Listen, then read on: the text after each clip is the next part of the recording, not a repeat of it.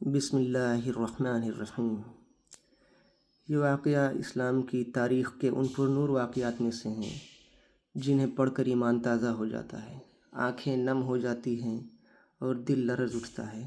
آئیے میں تمہیں وہی واقعات حضرت حذیفہ بن یمان اور امیر المؤمنین حضرت عمر بن خطاب کے درمیان ہونے والی وہ ایمان سوز گفتگو سناتا ہوں۔ مدینہ کی رات خاموش تھی، فضا میں سکوت ایسا کہ جیسے وقت رک سا گیا ہو۔ ہر جانب سناٹا، ہر گھر نیند میں ڈوبا ہوا، مگر ایک دروازہ تھا جس پر دستک ہوئی۔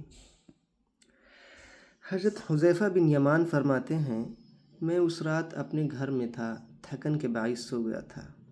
اچانک دروازے پر ہلکی سی دستک ہوئی، میں گھبرا کر اٹھا۔ دروازہ کھولا تو سامنے امیر المؤمنین حضرت عمر بن خطاب کھڑے تھے۔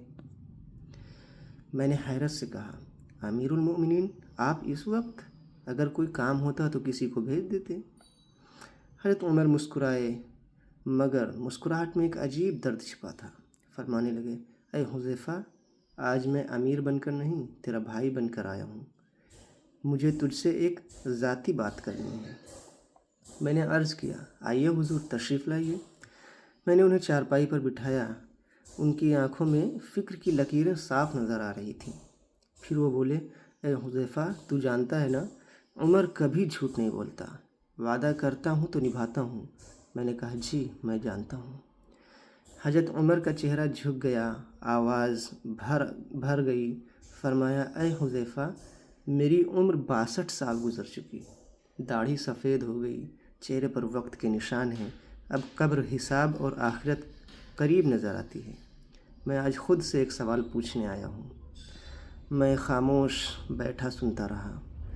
حضرت عمر کی آنکھوں سے آنسو بہنے لگے۔ فرمایا، لوگ مجھے نیک کہتے ہیں، صحابہ میرا ذکر خیر سے کرتے ہیں، میری بیوی اور بچے بھی مجھ سے راضی ہیں، مگر اے حذیفہ، تو وہ شخص ہے جسے رسول خدا اپنے راز بتایا کرتے تھے۔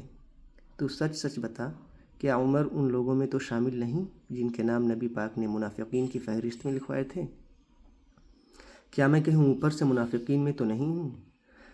حضرت حذیفہ بن یمان فرماتے ہیں، میں یہ سن کر تڑپ اٹھا، میرے دل پر چوٹ لگی۔ خدا کی قسم، میں اپنے والد کی موت پر اتنا نہیں رویا جتنا عمر کے اس سوال پر رویا۔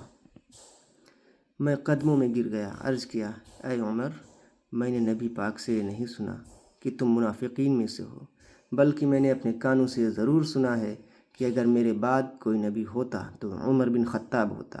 میں نے یہ بھی سنا ہے کہ جب عمر کسی گلی سے گزرتے ہیں تو شیطان راستہ بدل لیتا ہے، اور میں نے یہ بھی سنا ہے کہ حضرت جبرائیل اگر 950 سال تک بھی عمر کی شان بیان کریں تو وہ پوری نہ ہو۔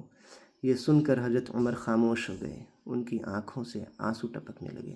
فرمانے لگے، اے حذیفہ، شکر ہے کہ میرا رب اب بھی مجھے یاد دلا رہا ہے کہ میں خود اپنا محاسبہ کرتا رہوں۔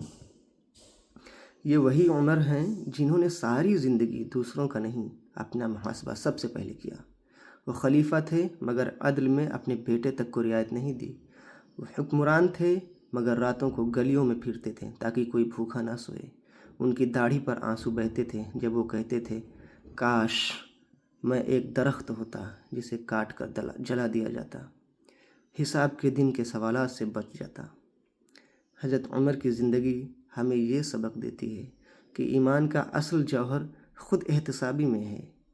ہم روز جسم کی فکر کرتے ہیں مگر روح کی فکر کبھی نہیں کرتے۔ ہم چہرہ آئینے میں دیکھتے ہیں مگر دل کا آئینہ کبھی صاف نہیں کرتے۔